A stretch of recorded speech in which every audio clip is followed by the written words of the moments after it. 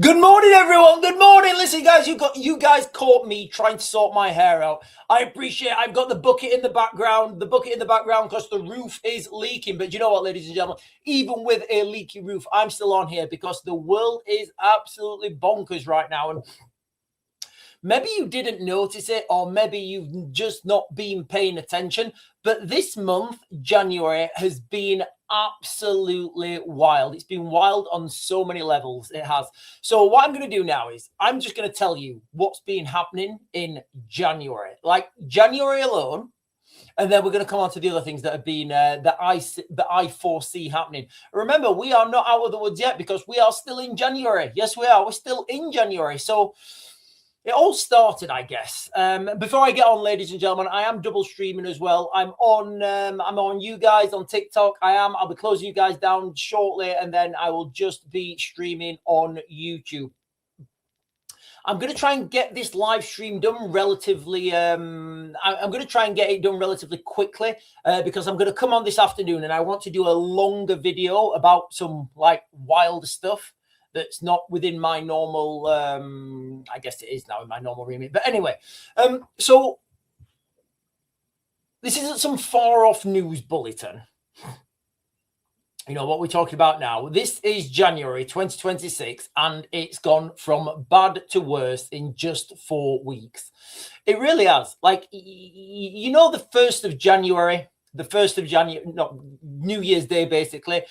That's when it all started, right? That's when all literally the craziness started on the 1st of January. So Russia-Ukraine traded accusations of hitting civilians. Russia claiming Ukraine drone strikes at a hotel in occupied Kherson, killing dozens at the New Year's Eve party. And Ukraine denied it, said it was propaganda. But the real story, Russia kept pounding over 200 drones in one night, missiles the next day, power plants in Odessa, Kiev, Kharkiv, blackouts lasting days into the freezing dark, millions without power, lights, water. Zelensky calling it barbaric, and Russia, they just kept coming.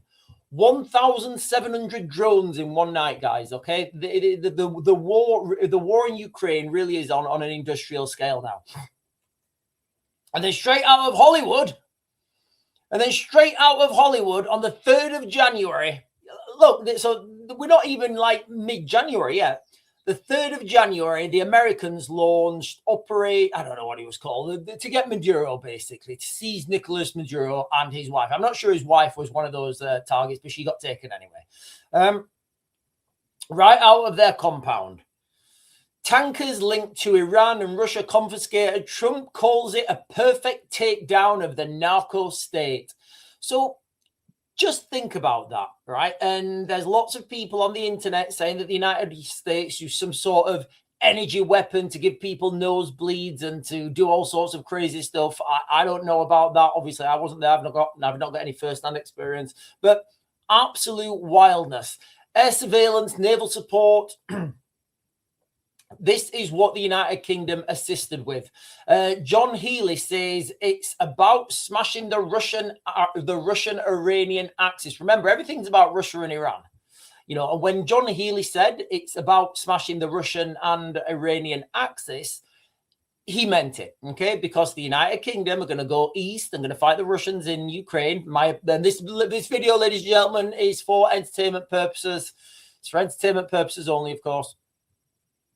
And I've been saying this for a long time. The Russians are going to go, the Brits are going to go east and fight the Russians. And look, I'll be quite clear. The way that the structuring is right now, I don't see it as a win, but that's going to happen. And the United States are going to go east. Well, I guess east. Are they going to go east? They're going to go to the Middle East, I guess. And they're going to have their full-scale fisticuffs with Iran.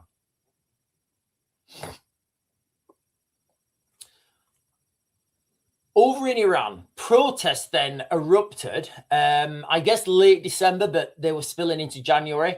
The economy was in free fall, inflation through the roof, security forces cracking down hard, thousands arrested. You see, any numbers we get out of Iran at the moment, you've got to take them with a pinch of salt. You've literally got to take anything that comes out of Iran with a pinch of salt. I've heard wild numbers. I've heard 30,000 people have been arrested. I've heard there's going to be mass You know when people like hang from a rope with their hands? Imagine doing that, but not with your hands. You guys know what I'm talking about, right? I've heard there's going to be mass those.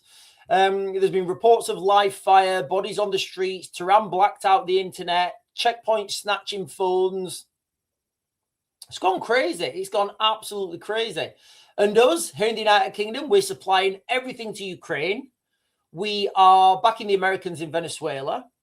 We are staring down sabotage that is hitting the United Kingdom. I don't think anybody's under I don't think anybody's under any illusion that sabotage is not happening on the streets of the United Kingdom. We've got proxies, we've got drones, we've got war. We used to think the Cold War was the closest. Right? Honestly, guys, we used to think that the Cold War was the closest we were to. And anybody who's read about the Cold War, obviously I wasn't alive. Anybody who's read about the Cold War, researched into it. At the height of the Cuban Missile Crisis, it was dark. It was really dark. And at that point, I've always thought how close people were to literally like sending those nuclear missiles over. And that's what I'm going to be talking about later on when I come on the live stream. So I'm going to try and leave this live stream relatively short. Not relatively short, but shorter than I'm not going to go much over an hour. I'll try and keep it under, but I am going to jump back on later, and I'm going to do another video about that. That's going to be a longer set video. So we used to think at that time when the Russians and the Americans were heading towards each other. Well, I guess the Russians heading towards the American demarcation line outside Cuba. We thought that was the closest we've ever been to mutually assured destruction. 2 minutes to midnight, the Cuban Missile Crisis.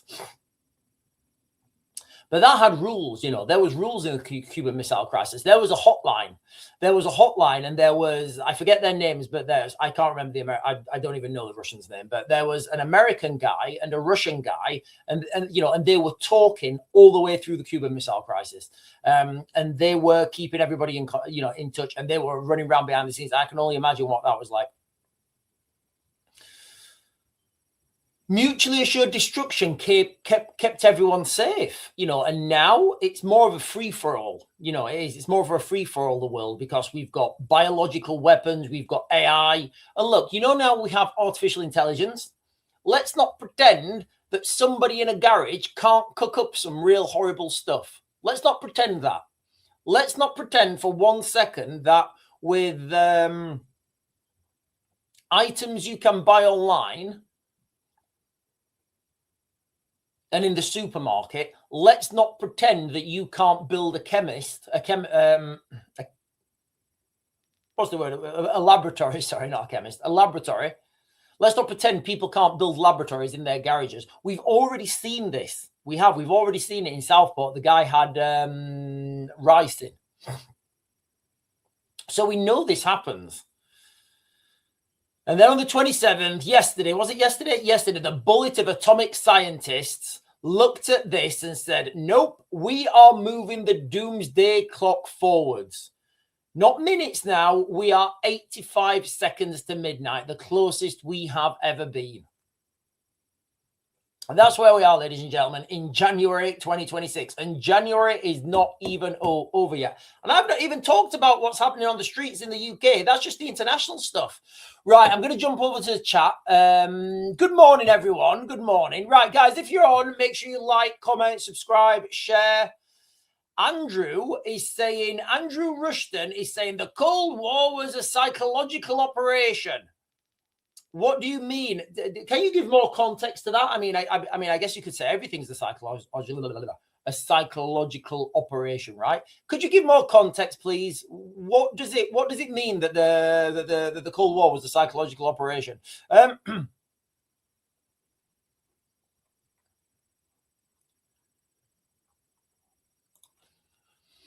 Darren Charnock is saying it went totally bad when Labour got in simple. It did, didn't it?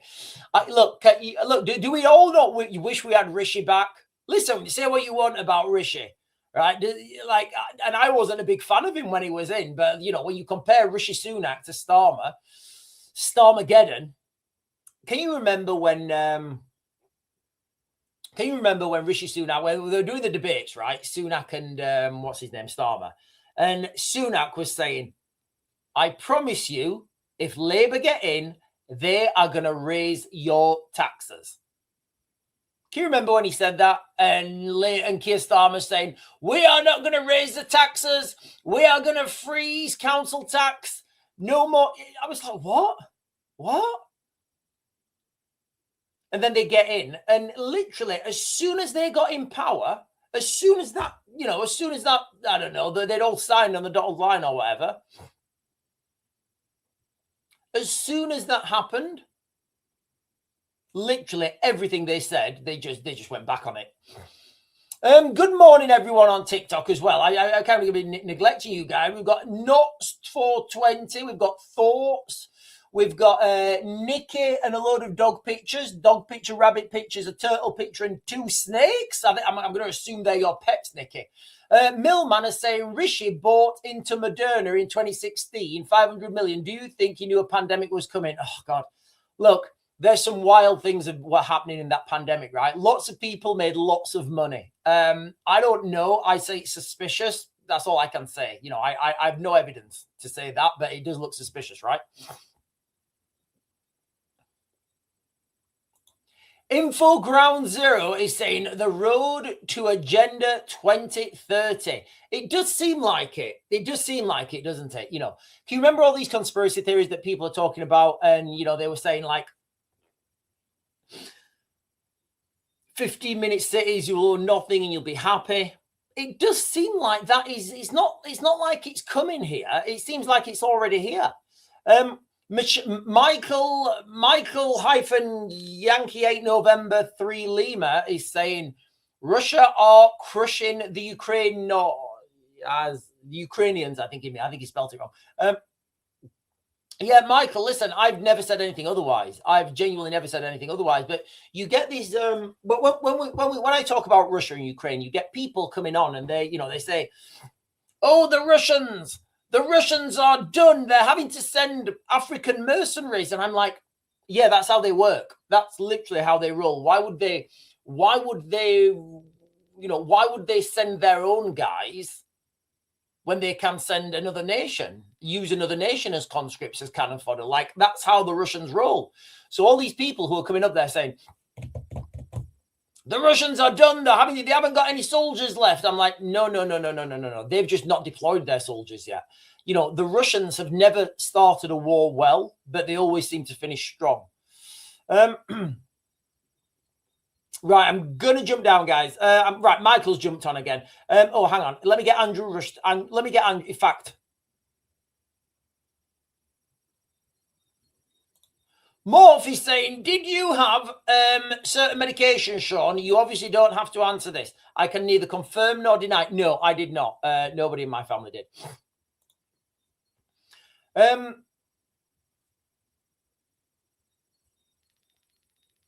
Right. Do you know what, Timsky? Do you know what? I've not looked on the map for a while, actually. Let's have a let's load it up now. Let's load the map up. Right. Right. How do I do this? Right. Give me a second. I'll show you from. Let's just go back to. Let's go back. Right. Somebody said to me a while ago, look at the map in Ukraine. It's not changed. The Russians are not pushing forward. Oh my God, that's not it. So what I did is I looked on the map, and you can actually go right to you can go right to you can go to April. The map starts on the 4th of April, 2022, right? So what I'm going to do with you guys now, I'm going to share with you guys the map of Ukraine in April 2022. So this was just 2 months after the Russian invasion, because the war map didn't start updating really until April. So I'm going to share this with you now. Let me see if you guys can see it. Right. So I don't know. Right. Let me move that. That better. Right, so if you guys look at that map there, that is the map of Ukraine as of, as you can see on the calendar on the left, as of the 4th of April, 2022. And then if you guys see that button underneath, so I can only skip it forwards. I can't skip it back and go forwards, back. It'll just be too much of a faff. So if you guys look at the ground here, where they are, I'm just going to skip forwards to today. And that's where they are today. So for those people who are saying, do you know what? I should have measured it. So for those people who are saying that the Russians are not going anywhere, they are, but they're going at their own pace.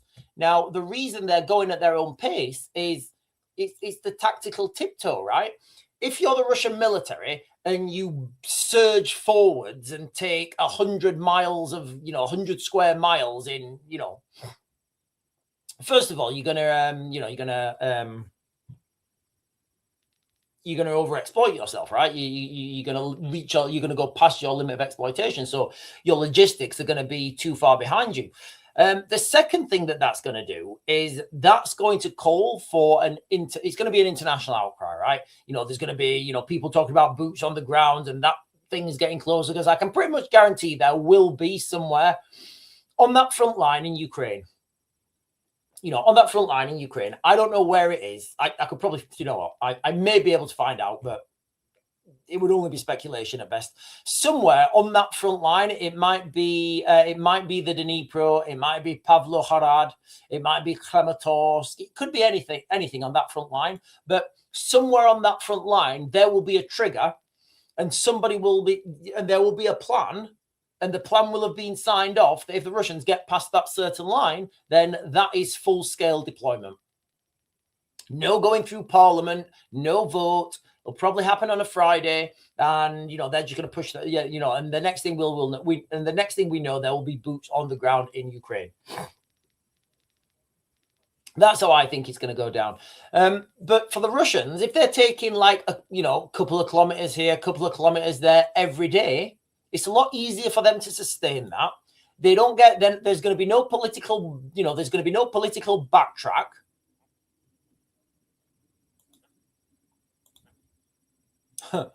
Scott is saying, are you pro-Russian? Absolutely not. No, I'm not pro-Russian at all. Look, for those of you guys who don't know, I've got friends who I consider family who live in Ukraine.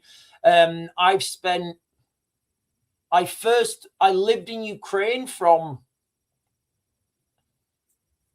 2014 to I think 2020. 2020, I had an apartment in Kiev in that time. So absolutely not. Absolutely not. I've done probably more for the Ukrainian government than I have than most people who have been fighting the war since 2022 have. I can probably guarantee that.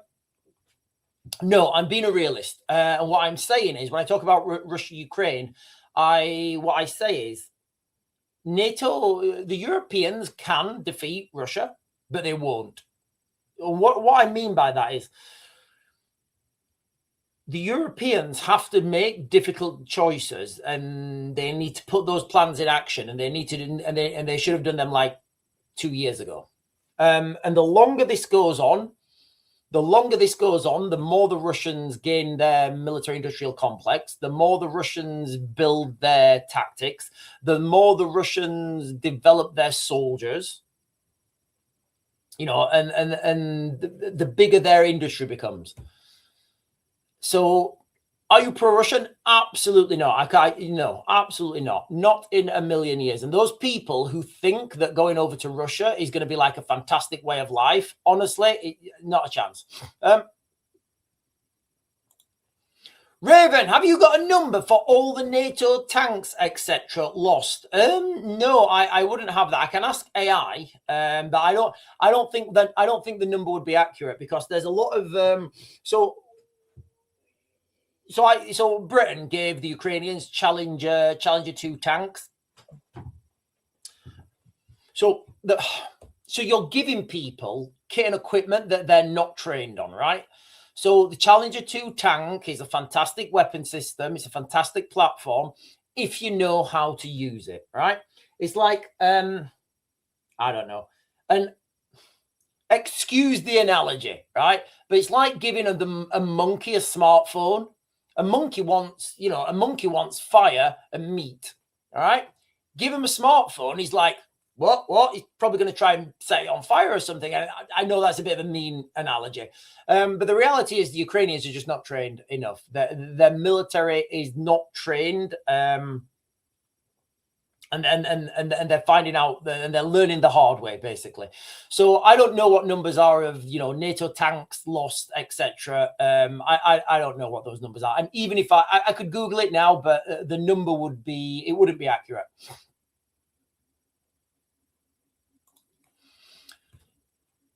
John Scott says, you never talk about the good things Ukraine are doing. You seem pro-Russian. I'm not, because I'm not seeing what good things the Ukrainians are doing. I'm seeing. Can you enlighten me? Can you enlighten me, and I'll talk about it. Tell me the good things. Tell me the good things. I mean, I know I sound negative. I do, and I'm not being negative towards the Ukrainians. I'm being negative towards the Europeans. The Ukrainians, look, guys, let's face it, right? The Ukrainians fought off the might of the Russian, the Russian advance in 2022. The Russians thought it was going to be a whitewash when they moved in there in February 2022. Two of the two things that stopped the Russians moving forwards, three things.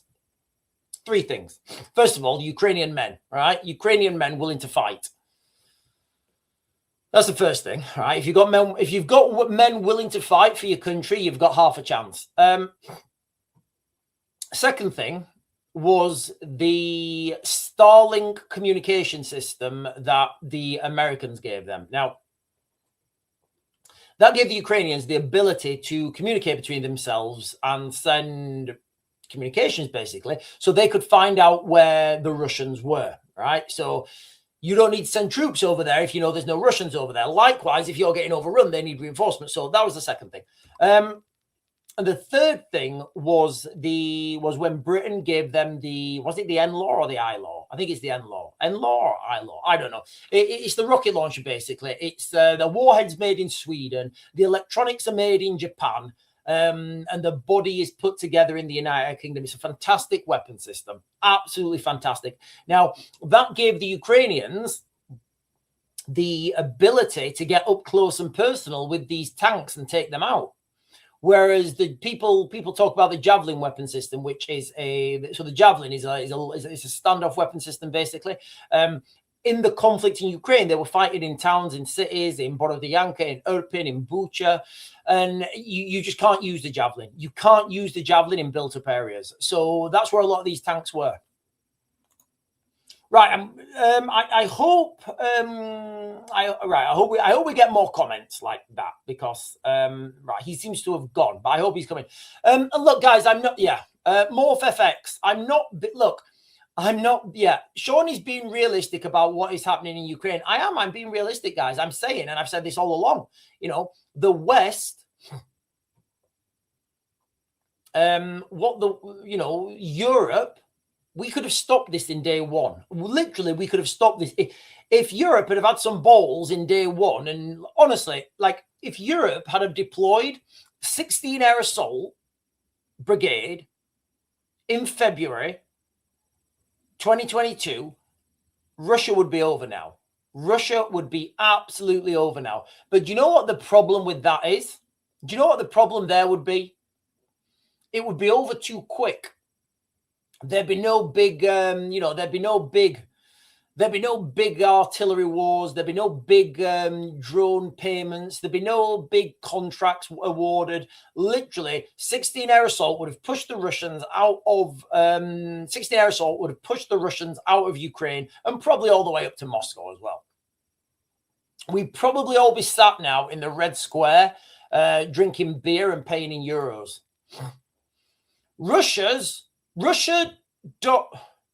Anglo Machiavelli is saying Russia don't even have enough shells or tanks to beat Ukraine. How are they going to beat NATO? Anglo Machiavelli, have you just jumped on? I've just been explaining this. I've just literally been explaining this. They definitely do. Anybody who says that the Russians don't have enough tanks, the Russians are producing 150 tanks every month. Yes, you know, we've all seen the images, right? We've all seen the images of the Russians driving through the streets in civilian vehicles and motorbikes.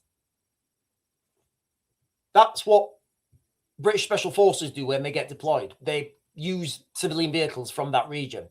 You know, that's what they do. Who's the joke on?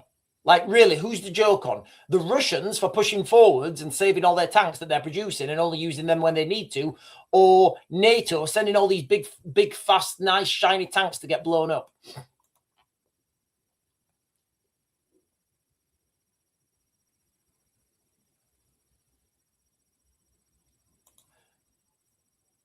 Brad Avis is saying, adrenochrome herd too big. I don't know what that means. Adrenochrome. Isn't that like something that's something from the brain, right? Tell me that's something from the brain. Right, guys, listen, if we're going to spam, right, okay, if we're going to spam, right, yeah, the same words.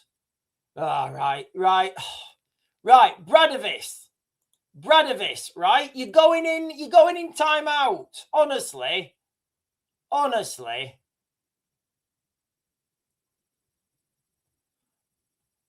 Like, you're going in timeout. You're going in, you know, he's in timeout now. He's in timeout. He is in timeout. Yes, he is. He's in timeout.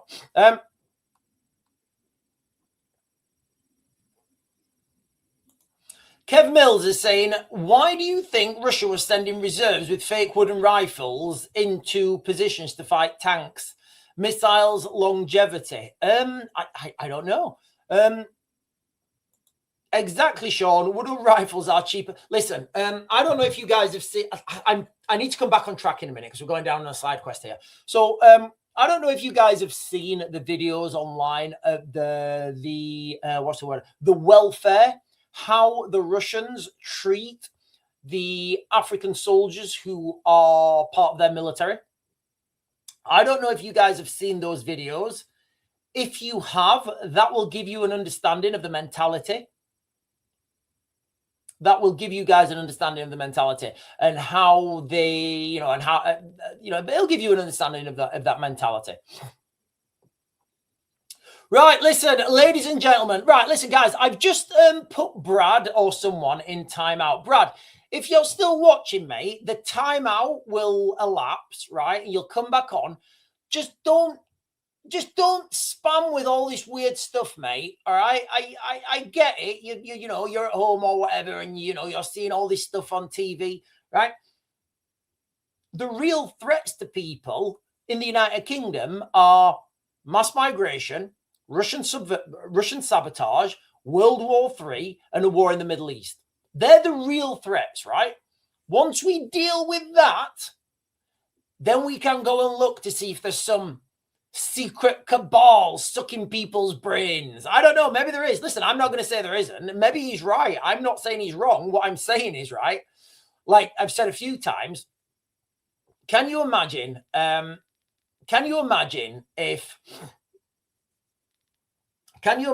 if you are Imagine you're in the Falklands, right? The Falklands War, right? Imagine the Falklands War, right? And you've got all the guys on the, you know, you've got all the parachute regiment, and they're all fighting. They're fighting the Argentinians. And can you imagine if like one of the platoon commanders said, "Lads, stop!" You're like, what's happened?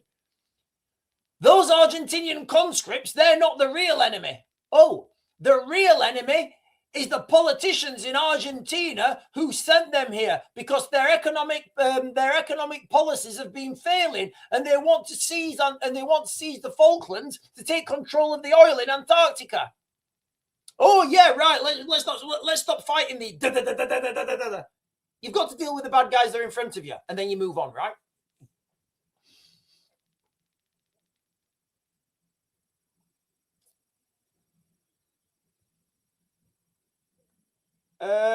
Scott Pew Pew is saying, Sean, have you looked into the only places we have war, we don't have Rockefeller banking? I have, yes, I have. And look, like the banking system, the banking system is ridiculous. You know, it's ridiculous. Like, if anybody looks into the banking system, how wild it actually is. Like, the banking system enslaves everyone, and people don't really see that. And it brings me on to the like when Edward Snowden said, when he was on Joe Rogan, Edward Snowden said the real conspiracies are the ones that are there straight in front of you. Like, I still don't know why we have to pay interest on loans. Honestly, I don't. I don't know why we have to pay interest on loans. Certainly for things like houses, right? You know, like interest on a loan for a house, right? Right? You guys know where I'm going, right? Why can't the government, and this might be a little bit controversial, ladies and gentlemen, this might be wild, this might be crazy. Why can't the government give people an interest-free mortgage? Literally, why can't the government do that? Does that sound beyond the realms of possibility? You know, right? You know what? The remit is, if you're married, i.e. a man and a woman, right? If you're married and you have a child, the government will give you a mortgage. You apply for a mortgage and they'll say, right, this is how much you earn, this is how much we'll lend you, all right? The government will give you a mortgage and it's interest-free. If you split up, if you get divorced, mortgage is over, you pay interest. Does that not seem like sensible? Does that not seem like, you know, that would keep families together, you know, and it would help people buy houses? Yes, of course, you know, if you want to buy a Ferrari, maybe you shouldn't be able to get a government loan for that, but certainly houses, you know, certainly houses, because people absolutely enslave themselves to their mortgage and their interest. I remember, I'm not going to give you the exact amount, but I remember after paying my mortgage for, I think, 10 years, I phoned them up and I asked them how much I owed. And it was literally the same amount. I was like, what? It's not even moved. It's not even moved. So yeah, we absolutely enslave ourselves to the banks. Absolutely. Why can't you use Javelin in a built-up areas? Okay, so you can, but it's not going to be a good outcome.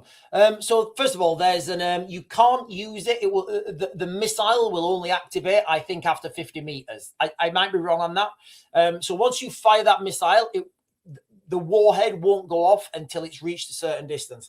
And the way it works, if you fire that basically from a building, the backblast is gonna fuck you up. It's gonna absolutely fuck you up.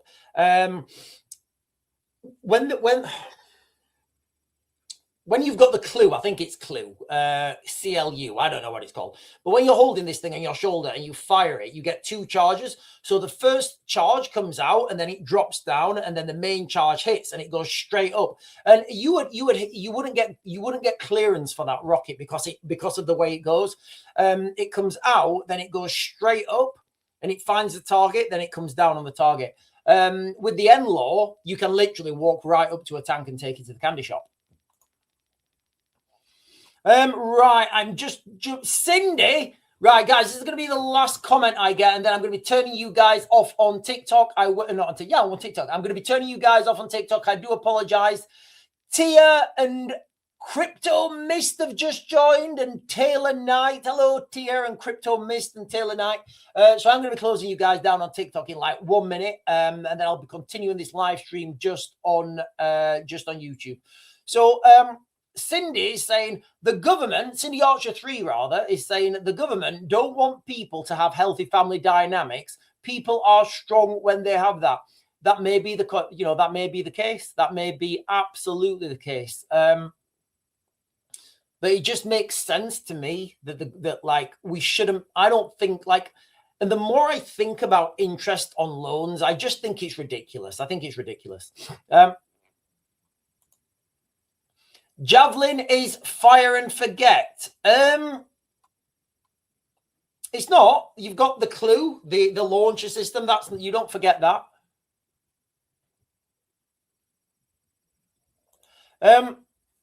Andrew Rushton is saying a house would cost about 150 grand if you built it yourself. I guess that is a generous material cost. Okay. I mean, if I was to build a house myself, I mean, I think it'd be in the hundreds of millions. I mean, I would buy a castle. I'd build a castle, obviously. I'd build a castle, right? And I'd want it built the traditional way. And I'd want hundreds of workers with little chisels and stuff doing the stones.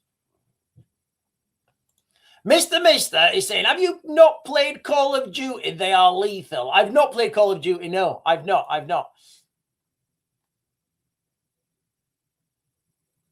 Right, listen, you guys on TikTok, I am going to close you guys down now.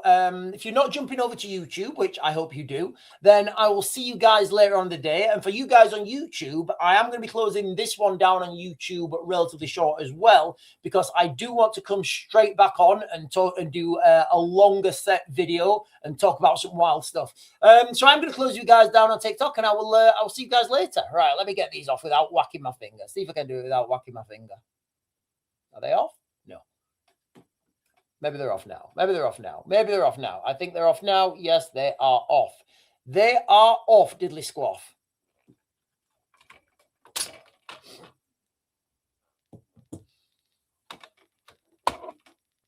Right, so ladies and gentlemen, this live stream, I've been talking about the unbelievable things that have been happening this month around the world. Like, the global crisis that's unfolding in real time is absolutely phenomenal. It is. It's absolutely phenomenal.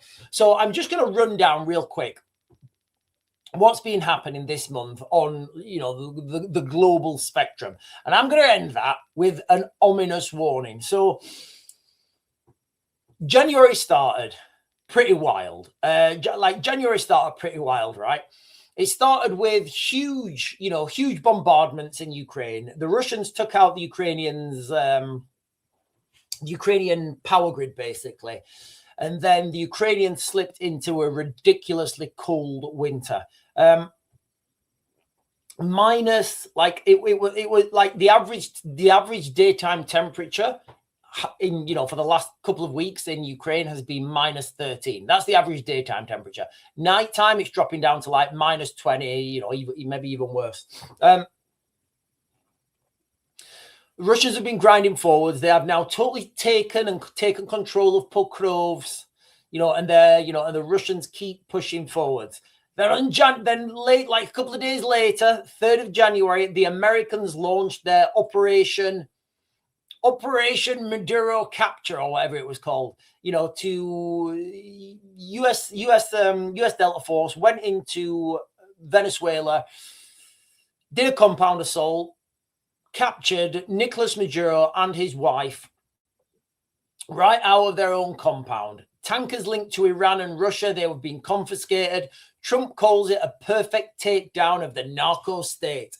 And then Donald Trump, just bold as brass, says, we're controlling Venezuela now. We'll control it. We control it. We'll control it. We control it now. The United Kingdom did, as far as I can see, right?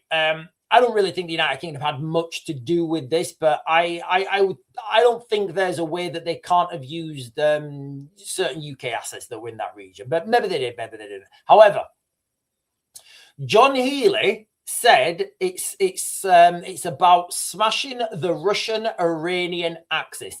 And I think that statement there, being able to smash the Russian-Iranian axis, I think that little statement there, whether John Healey knows it or not, is the direction of travel I've been telling you guys is coming since I started these social media channels.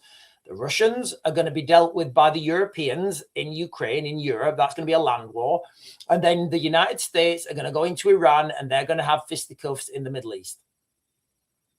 We've got just chaos, literally chaos all over this, of course.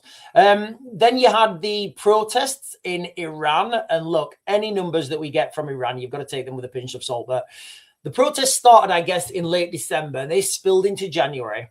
Economic freefall, security forces cracking down hard. I've heard wild numbers. I don't know what the actual numbers are. I don't think anyone does. I've heard 30,000 people have been arrested. I've heard that there are going to be mass hangings. The mullahs are coming down hard, or the people of the Islamic Republic of Iran are coming down hard. And only the other day, we had a warning from can't remember who it was. I think it was one of you guys who were saying that people are warning now to get out of the United Kingdom, because if the IRGC activate their sleeper cells in the United Kingdom, there's going to be a lot of chaos. There's going to be a lot of people going to the candy shop. And then yesterday, on the 27th of January, as if things couldn't get worse, right? As if things couldn't get worse. Yesterday, on the 27th of January, the Bulletin of Atomic Scientists looked at this and said, yeah, we're actually closer now to, doomsday than we've ever been in recorded history. And they put the atomic clock forwards to 85 seconds to midnight. And yes, I spoke about it yesterday. It's the closest it's ever been to midnight. Even in the height of the Cold War. Think, just picture this, right? Just picture this. At the height of the Cuban Missile Crisis, right? This was the height of the Cuban Missile Crisis, right? You had Kennedy had said, right, Khrushchev, Nikolai Khrushchev, he said, yeah, we're not letting you put your missiles in Cuba. And the Russians and Khrushchev said, well, to be honest, Kennedy, Cuba is they're an independent sovereign state.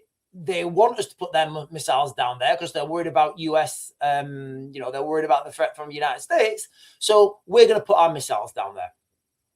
Kennedy said, well, if you do that, we're going to have problems. And then the Russians said, well, we're sending them. He said, right, okay. Kennedy said, right, okay. He said, if you go past this line in the Atlantic, going down to Cuba, he said, if you go past this line, we're going to blow those ships out the water. And then Khrushchev said, okay, right, if you sink those ships, we are going to send a full nuclear retaliation, and we're going to take you to the candy shop. And then Kennedy said, well, you fire nukes at us, we're going to fire nukes at you. That's the height of the Cuban Missile Crisis. I can't remember the names of the ships. They were on their way down to Cuba. I'm going to bring this on to Ukraine and Putin, actually. They were on their way down to Cuba. At that time, Britain had, all the aircraft with nuclear bombs, right? All the aircraft with nuclear bombs were on the runways with the engines running and fuel going into the fuel tanks. Just for context, each aircraft that I think we had like 150. Each aircraft that Britain had on the runway with the fuel running, they were nuclear armed, and each aircraft carried more explosive capacity than all the bombs dropped by the Allied forces in the Second World War. Think about that. One aircraft carried more explosive power than all the bombs dropped by the Allied forces in the Second World War. And we were 2 minutes to midnight then. We're closer now. Just to bring this back to Ukraine quickly. At that time, the height of the Cuban Missile Crisis, 1962, I want to say 1962. I want to say like February, maybe, I don't know, 1962, whatever. At that time, 1962, there was a young boy in Russia. There was a young boy watching this. And what happened was Nikolai Khrushchev, he stopped the ships and he turned the ships around, and the world played it as Nikolai Khrushchev's averted world, nuclear Armageddon. Nikolai Khrushchev saved the world. The reality is, there were some people in Russia who saw that as weakness. And there were some people, me included, identified that as the beginning to the end of the Soviet Union. Because after that, After that crescendo, you know, the Soviet Union fell until it was dismantled and it became Russia. The young boy who was, I think, who was watching all this and had to grow up having those, he was having dinner with his mum and dad, right? He was having dinner with his mum and dad, and his mum and dad, you know, maybe in their little apartment, were probably saying, "Oh God, this is disgusting. It's disgusting. We should have gone. We shouldn't have shown weakness in front of the Americans. We shouldn't have done this. We should have fought. We should have fought. We're Russia. We need to push." Those conversations you have at dinner tables are very powerful with your children, especially when they're at an impressionable age, like, you know, this young gentleman was. Now that young gentleman's name was Vladimir Putin, and he has grown up witnessing all of this. So you have to understand culture. You have to understand dynamics. When you think about world leaders, you have to understand how they grew up, what the world was like around them when they grew up, when they were at that impressionable age. And that's why I always say to you guys, you know, this generation of young men that we have, and women that are growing up now, when they get to 40, they're going to be a strong and powerful force to reckon with. Right, let me Debbie Doobs is saying, I don't think Putin would back down if he goes. I think you are exactly right, Debbie. Debbie Doobs is exactly right. And you've got to understand, you know, you've got to understand history. I mean, losses would be horrific. And how do paratroopers get back? Same thing, I guess. Okay, I don't know what that means. The Watchman is saying, right, hang on, let me jump up because I'm getting some I'm getting comments at the back end of them. Right.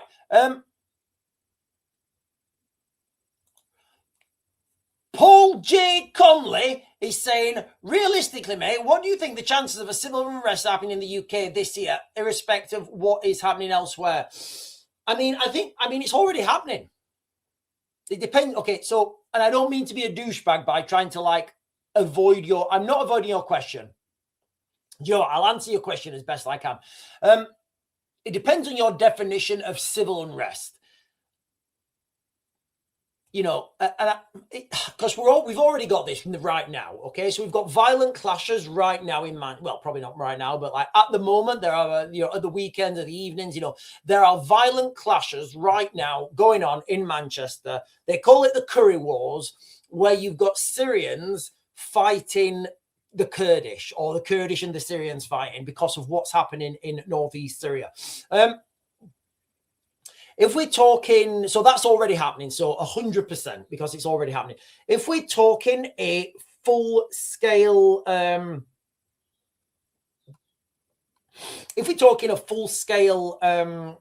armed conflict where people are like, you know, really hurting each other, I would say in limited, it's going to happen. That will happen in limited places, but I don't think there's going to be a full scale. I don't think there's going to be a full scale loss of law and order for any sustained amount of time this year. I thought last year, the Summer of Carnage, there were a lot of data points pointing towards it. There was the Oasis concert. That there was an attack thwarted at the last minute.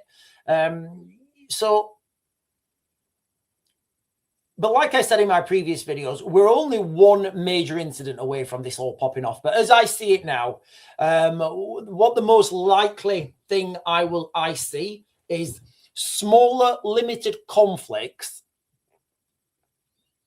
contained in certain towns or cities. So, for example, Manchester right now, they've got the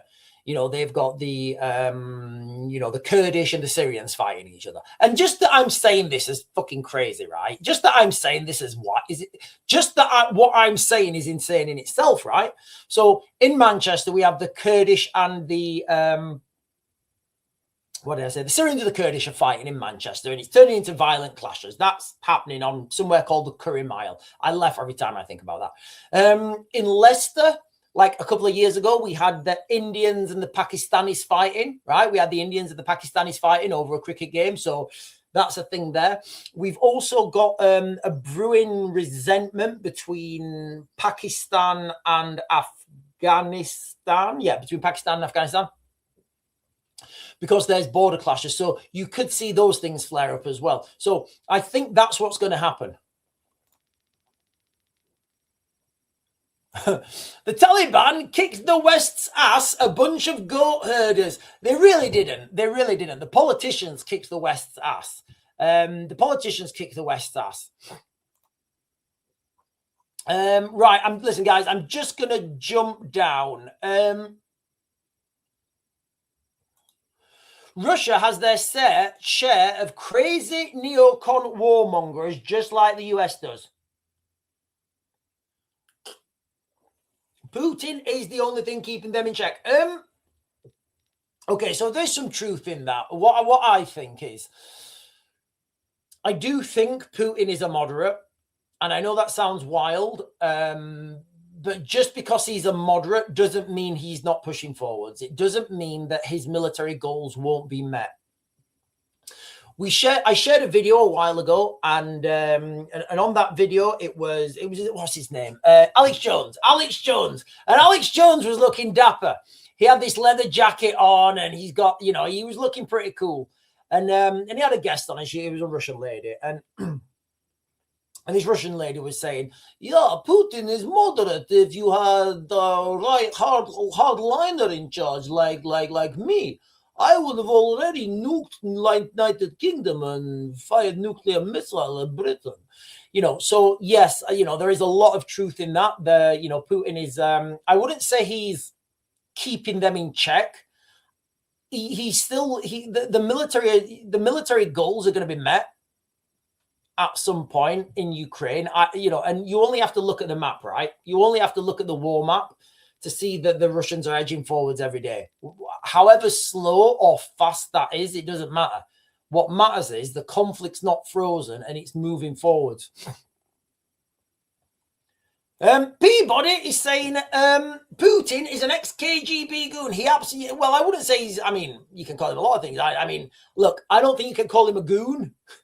I don't think you can call him a lot of things, but a goon, I don't think you could call him a goon. You could call him like you could accuse him of being a war criminal. You can accuse him of being a lot of things, but a goon, I think he's a very intelligent man.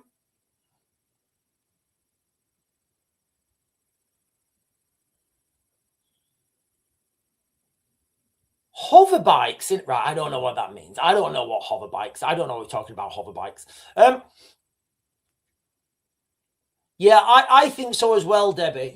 I think Vladimir Putin and Donald Trump have come to some sort of agreement in the back rooms, that's not being published. And look, if anyone's ever done any business with anyone the only thing that really matters, the only thing that really matters is interpersonal relationships. Does company A trust company B? Do their guys trust each other?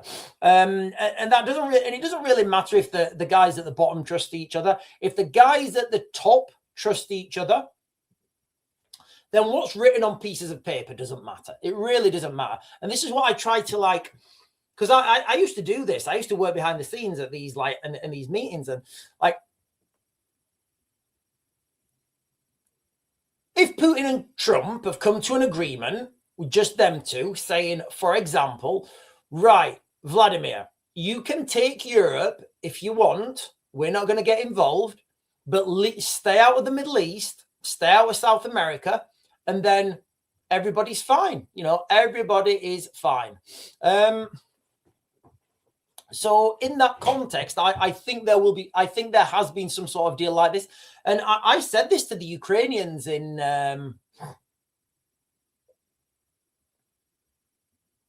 2022.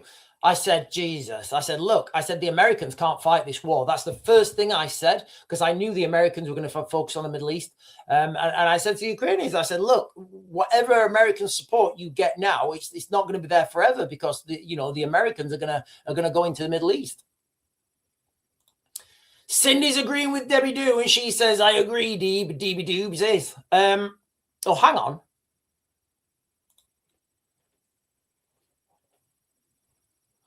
Sharon Owen is saying, talking about Ukraine. I heard a podcast about a podcast about government doing weather warfare. Yeah, I spoke about this a while ago, right? And right now, the ground, like, look, so one of my friends in Ukraine,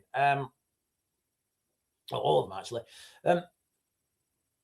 one in particular, he's lived in Ukraine maybe like 50 years or whatever, and he's telling me that this is the it's the longest cold period he's ever witnessed. He says he can't remember anything like it. Now, it may just be the case. That may just be the case, right? That may just be the case. And I did a live stream, and I floated the idea that this could be some sort of weather weapon, whereby if the Russians want to move, let me get the map up, actually. Let me get the map. So if the Russians wanted to move,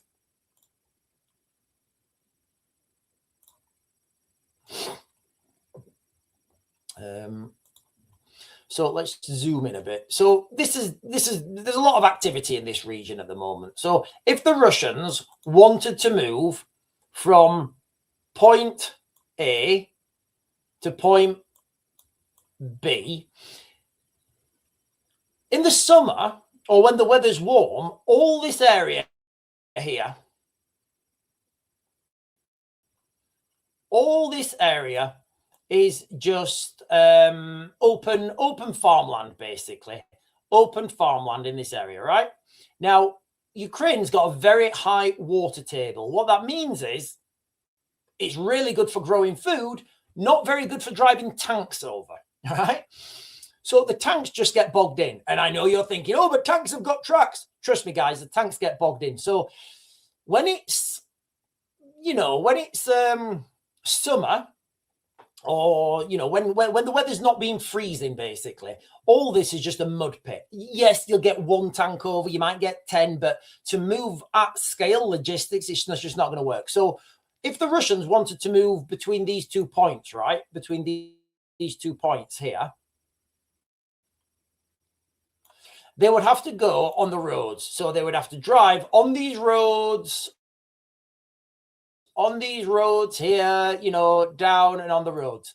And obviously, if you're driving on the roads, you're susceptible to drones. You're going, they're choke points, right? They're not, they're choke points.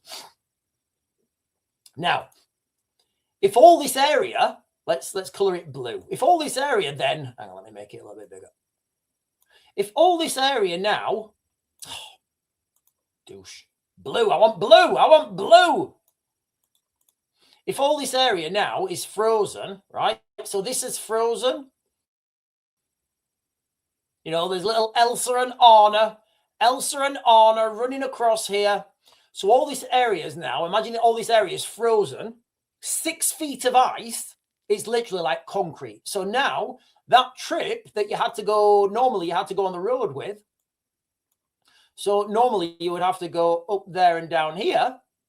Now you can move all your tank legions in tactical formations across this ice, because the ice has turned into really good, it's really good for driving over now with tanks. So that's what I floated. Now, we're going to see if this is true or not in the next couple of days, because the weather is creeping back up.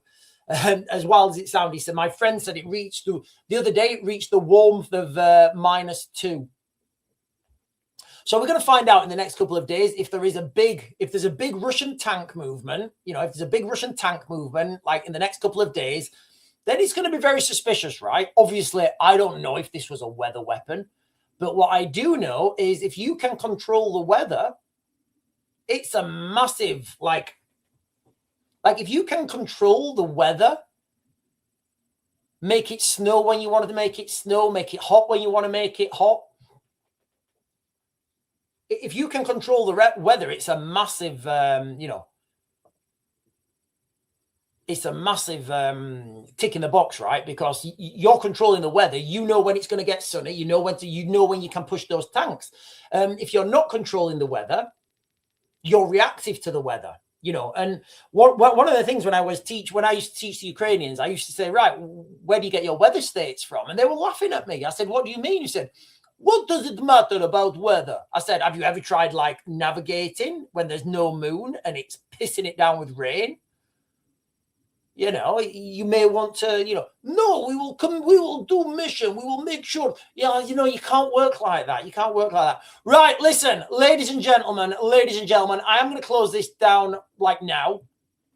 I'm going to be straight back on and I'm going to be talking about aliens. Yes, I'm going to be talking about aliens. I'm going to do a longer video this afternoon about aliens. So I'm going to try and get on at like 12, I think, maybe just before 12. I'll try and get on at 11:45. 11:45. I will get on at 11:45. I'll be back on at 11:45, and I'm going to be talking about aliens and nuclear weapons and why I don't think they're ever going to be used, because the doomsday clock's has moved forward. I don't think nuclear weapons are ever going to be used. However, I may be wrong. But anyway, ladies and gentlemen, right,